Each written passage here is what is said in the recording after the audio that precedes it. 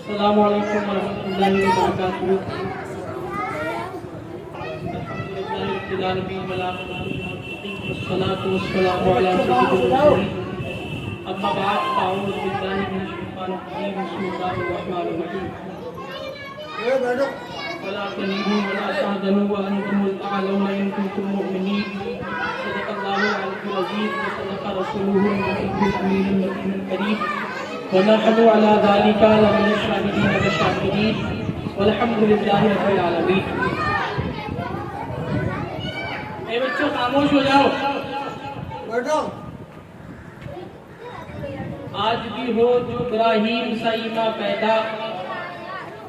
آگ کر سکتی ہے انداز گلستہ۔ اللہم صلی علی سیدنا شفیعنا مولانا محمد بارک وسلم، صلاۃ و سلام علیک یا رسول اللہ صلی اللہ تعالی علیہ وآلہ وسلم۔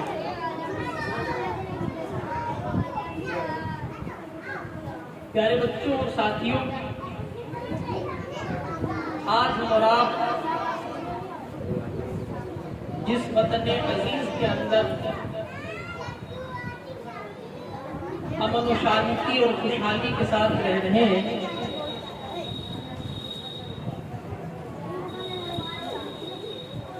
آسان زندگی گزار رہے ہیں، آسان سانسیں آزادی کے ساتھ اور آپ لے رہے ہیں، اس کا کریڈٹ، اس کا شیئر ہمارے وہ اسلاف، وہ بزرگان دین، وہ علماء اکرام ہیں کہ جنہوں نے ہمارے اس وطن کو انگریزوں کی غلامی سے، انگریزوں کی بیڑیوں سے آزاد کرانے کے لیے اپنی جانوں کی قربانیاں دی۔ اللہ تعالیٰ قرآن مجید کے اندر ارشاد فرماتا ہے وَلَا تَهِنُوا وَلَا تَحْزَنُوا وَأَنْتُمُ الْأَعْلَوْنَ إِن كُنتُم مُؤْمِنِينَ۔ آپ بہتر جانتے ہیں کہ قرآن وہ کتاب ہے جس کے شروع میں اللہ تعالیٰ نے فرما دیا ذَلِكَ الْكِتَابُ لَا رَيْبَ فِيهِ۔ یہ وہ کتاب ہے کہ جس کے اندر شک و شبہ کی گنجائش نہیں، کسی بات کا جھوٹ ہونا، کسی جو اس میں بیان کر دیا گیا ویسا نہ ہونا تو بڑی دور کی بات ہے۔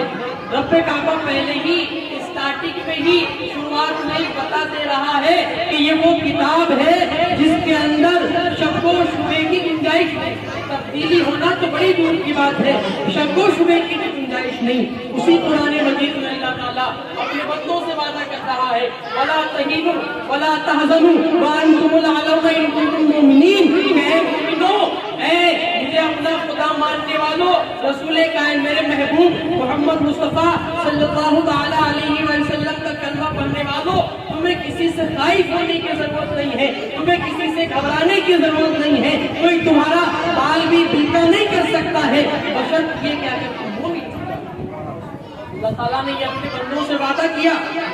اور یہ اپنا وعدہ سچ بھی کر کے دکھایا۔ آپ دیکھیں، سب سے پہلے جنگ بدر کا وہ میدان کہ جہاں صرف اہل حق 313 تھے اور اہل باطل کا لشکر ہزاروں کی تعداد میں تھا، لیکن یہ بندگان خدا ان کے پاس جنگ کا بہترین لڑنے کے لیے بہترین ساز و سامان نہیں تھا، یہ بھوک اور پیاس سے نڈال تھے، پریشان حال تھے، تعداد بھی کم تھی، اور دوسری طرف کوئی لشکر تھا جو اہل باطل کی فوج تھی، اس کے پاس لڑنے کے لیے بہترین ساز و سامان تھا، وہ شکم سیر بھی تھے۔ محترم بزرگوں اور دوستوں، وہ کسی پریشانی میں بھی نہیں تھے، لیکن اس کے باوجود بھی انہوں نے اپنی قلت کا جو ہے خیال نہیں کیا اور دشمنوں کی کثرت کو نہیں دیکھا، بلکہ انہوں نے اگر کسی چیز کو دیکھا تو وہ اس آیت مقدسہ کو دیکھا کہ رب نے ہم سے وعدہ لے لیا ہے وَلَا تَهِنُوا وَلَا تَحْزَنُوا وَأَنْتُمُ الْأَعْلَوْنَ إِن كُنتُم مُؤْمِنِينَ۔ اور جب انہوں نے رب کعبہ پہ یقین کر کے، رب کعبہ پر یقین، کامل یقین کا نام ہی ایمان ہے، ان کے سینے ایمان کی روشنی سے جو ہے منور تھے، نور ایمان سے منور تھے اور دولت ایمان سے لبریز تھے، انہوں نے اپنی قلت کا خیال نہیں کیا اور یہ میدان جنگ میں اللہ کا نام لے کر کے کود پڑے تو اللہ نے اپنا وعدہ ان کے اوپر سچ کر کے دکھا دیا اور آسمان سے ان کے لیے فتح کبھی نازل کر دیا۔ اس کے بعد انگریز انگریز تو کیا تھے، انگریز سے پہلے بھی ایک بہت بڑی سپر پاور جنہیں دنیا قیصر و کسریٰ کے نام سے جانتی ہے، جب وقت آیا تو انہی اہل ایمانوں نے اسی آیت مقدسہ کا سہارا لے کر کے انہیں بھی زیر کر دیا۔ وہ اس وقت کی سپر پاور کہ جس کا کوئی جن کا جو ہے جن کے خلاف بات سامنا تو بڑی دور کی بات، ان کے خلاف بات تک کرنے سے لوگ ڈرتے تھے، لیکن جب اہل ایمان ان کے مقابلے میں آئے تو انہوں نے جو ہے ان کی قلت سے، ان کی جو ہے ان کی جاہ و حشمت سے اور ان کی کثرت سے گھبرائے نہیں، بلکہ اللہ کے اوپر یقین کیا اور اللہ کے اس وعدے پہ یقین کر لیا۔ وہ جانتے تھے کہ اللہ کا کلام وہ ہے جس میں کبھی تبدیلی نہیں ہوتی ہے، اس لیے وہ کود پڑے اور اللہ نے انہیں اپنا وعدہ سچا کیا۔ اور جب وقت آیا ہمارے ملک ہندوستان میں انگریزوں کا ظلم و ستم انتہا کو پہنچا، انگریزوں نے ہندوستانی انسانوں کو انسان سمجھنا بند کر دیا، ان کی زندگی کو جانوروں سے بدتر بنا دیا، ان کے اوپر طرح طرح کے ظلم، طرح طرح کی اذیتیں انہیں دی، ایسی اذیتیں کہ جنہیں اگر پڑھا جائے سنا جائے تو آدمی کا جسم تھرانے لگے۔ محترم بزرگوں دوستو، جب وقت معاملہ انتہا کو پہنچا تو پھر وہی بندگان خدا، وہی جن کے بزرگوں نے قیصر و کسریٰ کو فتح کیا تھا، جن کے بزرگوں نے جنگ بدر کو جیتا تھا، جن کے بزرگوں نے محترم بزرگوں اور دوستو کربلا کے اندر اپنی قربانیاں پیش کی تھی، جن کے اسلاف نے خیبر کو اکھاڑ کے پھینکا تھا، وہ بھلا کیسے خاموش بیٹھ سکتے تھے؟ ارے ان کے سینے کو نور ایمان سے جو ہے ایمان کی شمعیں ان کے سینوں میں جگمگا رہی تھی، وہ یہ کیسے برداشت کر سکتے تھے کہ ان کے سامنے ظالم ظلم کرتا رہے، مظلوم ظلم سہتے رہے؟ وہ یہ کیسے دیکھ سکتے تھے، وہ یہ کیسے دیکھ سکتے تھے کہ ان کے سامنے اہل باطل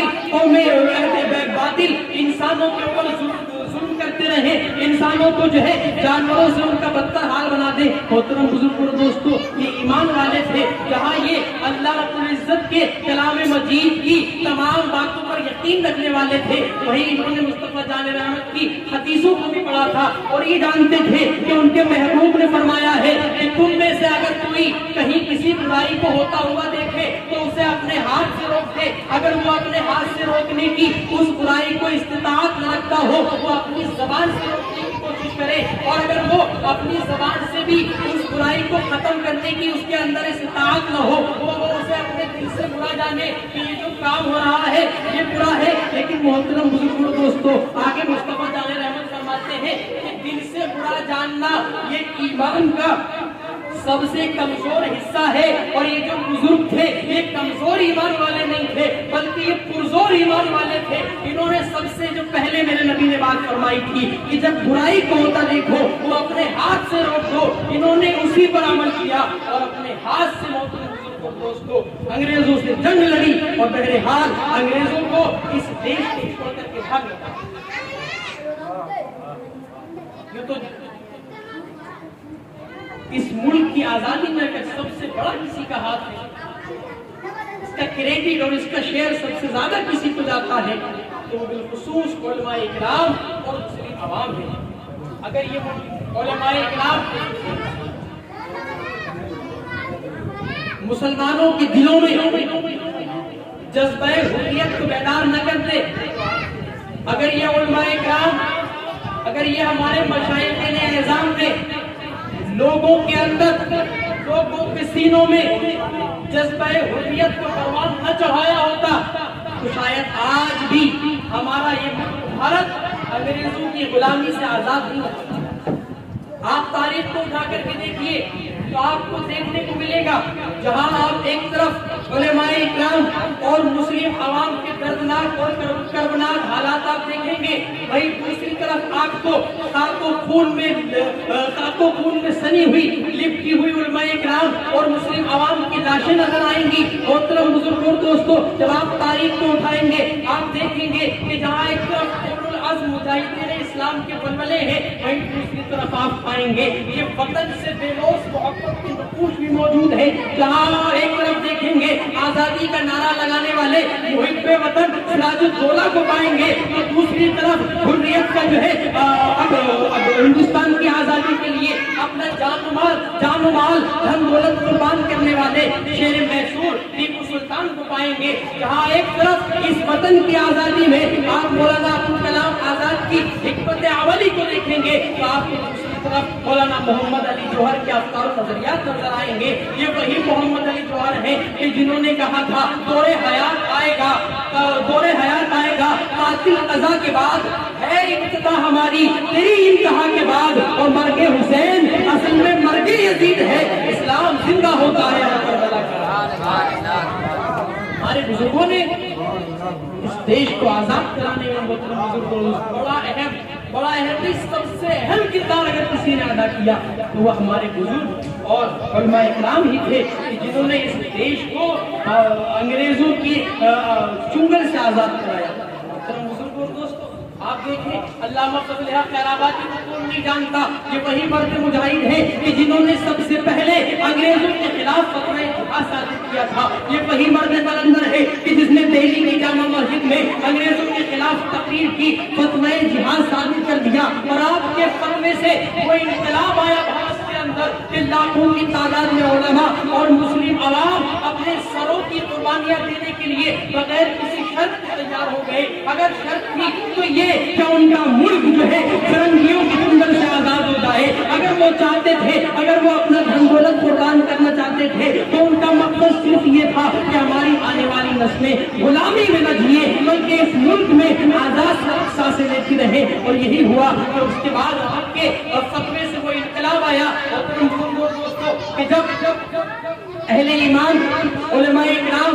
انگریزوں سے لڑنے کے لیے تیار ہو گئے، جب لوگوں نے اپنی جانوں کو ہتھیلیوں پر رکھ لیا، علامہ فضل حق خیرآبادی کے فتوے کو دیکھ کر انگریز گھبرائے، انگریزوں نے علامہ فضل حق خیرآبادی کو گرفتار کر لیا اور ان سے کہا، انگریز کہتا فضل حق اگر تم اپنا فتوی جہاد واپس لے لو تو ہم تمہیں زندگی کی خیرات دے دیں گے۔ اے فضل حق، تم نے جو جہاد کا فتویٰ دیا ہے، تم نے جو لوگوں کو حریت کے لیے آزادی کے لیے بتلایا ہے، تم ان سے منع کر دو، انہیں روک دو، تمہاری زندگی تمہیں بھیک میں دیتی جائے گی۔ لیکن محترم بزرگ اور دوستو، یہ دنیا اور دنیا کی چوڑیوں اور دنیا کے سکوں اور دنیا کی زندگی کی جو ایک نہ ایک ختم ہو جائے گی، اس پر بکنے والے لوگ نہیں تھے، بلکہ یہ تو اللہ کے ایسے بندے تھے محترم بزرگ اور دوستو کہ دنیا کی کوئی طاقت انہیں خرید نہیں سکتی تھی۔ جب انگریز نے ان سے کہا تھا کہ اے فضل حق اگر تم فتوی جہاد واپس لے لو تو ہم تمہیں خیرات میں تمہاری زندگی دے دیں گے، اے فضل حق اگر تم فتوی جہاد واپس لے لو تو ہم تمہیں مالا مال کر دیں گے۔ اللہ نے کہا تھا کہ ارے مجھے خریدنے والوں، مجھے دنیا کی دولت سے محبت رکھنے والا سمجھنے والوں، اپنی زندگی سے محبت رکھنے والا سمجھنے والوں، سنو تم مجھے خریدنے کی بات کرتے ہو، ارے یہ زندگی یہ تو مدینے والے کے لیے بکتی ہے، ارے یہ تو مدینے والے نے خرید لیا ہے، اب دنیا کی دولت اسے خرید نہیں سکتی ہے۔ دوستو خوشی جو ہے جام شہادت کو نوش خریدنے کی بات کرتے ہیں، سرفروشی کی تمنا اب ہمارے دل میں ہے، دیکھ لائے زور کتنا باز میں قاتل میں ہے، آئے وہ شوق شہادت جن کے دل میں ہے، اور وقت آنے دے بتا دیں گے تجھے اے آسمان، ہم ابھی سے کیا بتائیں کیا ہمارے دل میں ہے۔ محترم دوستو، علامہ سید کفایت علی کافی کو کیوں نہیں جانتا ہے؟ علامہ فضل حق خیرآبادی کے بعد علامہ سید کفایت علی کافی نے اپنی شاعری کے ذریعے لوگوں کے اندر جذبہ حریت کو بیدار کیا، جذبہ آزادی کو پروان چڑھایا۔ انگریزوں نے یہ بھی گرفتار کر دیا، ان سے بھی کہا کفایت علی کافی تم جو لوگوں کو برگلا رہے ہو آزادی کے لیے، تم جو لوگوں کو برگلائے ہوئے ہو، اگر تم انہیں منع کر دو تو ہم تمہیں چھوڑ دیں گے، ہم تمہیں بخش دیں گے، تمہیں تمہاری زندگی کی بھیک دے دی جائے گی۔ لیکن محترم بزرگوں، پیارے بچوں، قربان جاؤ، اللہ کا وہ بندہ اس نے کہا تھا کہ یہ مدینے والے کے غلام ہے، دنیا کی کوئی طاقت یا زندگی کی محبت انہیں ان کی بات سے پھیر نہیں سکتی ہے۔ یہ اس خالق و مالک کے ماننے والے ہیں کہ جس کے کلام میں کبھی تبدیلی نہیں ہوتی، تو اس خالق کے مالک کو ماننے والے بھی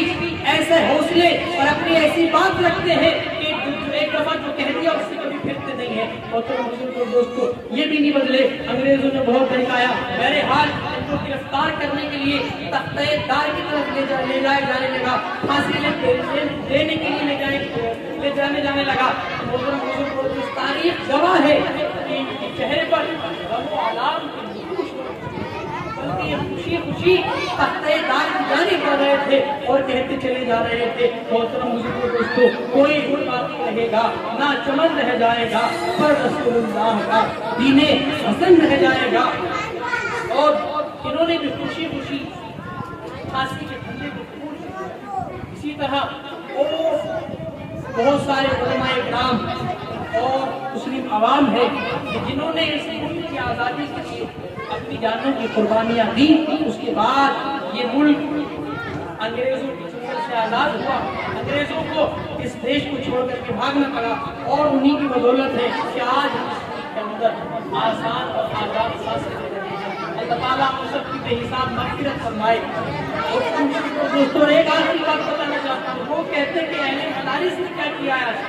کوئی مجھے بتائے کہ یہ مولانا ابو کلام آزاد کہاں سے پڑھے ہوئے تھے، کوئی مجھے بتائے کہ یہ مولانا محمد علی جوہر انہوں نے کہاں سے تعلیم لی تھی، کوئی مجھے بتائے کہ علامہ فضل احمد خیرآبادی ان کو کس نے پڑھایا تھا، کوئی مجھے بتائے کہ یہ مولانا سید کفایت علی کافی انہیں کس نے پڑھایا تھا، مولانا شاہ احمد علی مدراسی یہ کہاں سے پڑھے ہوئے تھے، اور تمام بزرگان دین کہ جنہوں نے اس دیش کو آزاد کرنے کے لیے اپنی جانوں کو قربان کر دیا، انہوں نے اسی مدرسہ عربیہ کے اندر سے کیا تھا۔ اور میں بتا دینا چاہتا ہوں کہ آگے بھی اگر کبھی وقت آیا تو انشاءاللہ یہ اہل مدارس سب سے آگے چلیں گے، اور انشاءاللہ کوئی بھی محاذ ہوا تو اسے اپنے لیے اور اپنے آنے والی نسلوں کے لیے فتح کر کے اور آنے والی نسلوں کے لیے اسے آسان کر کے دیں گے۔ الحمدللہ رب العالمین۔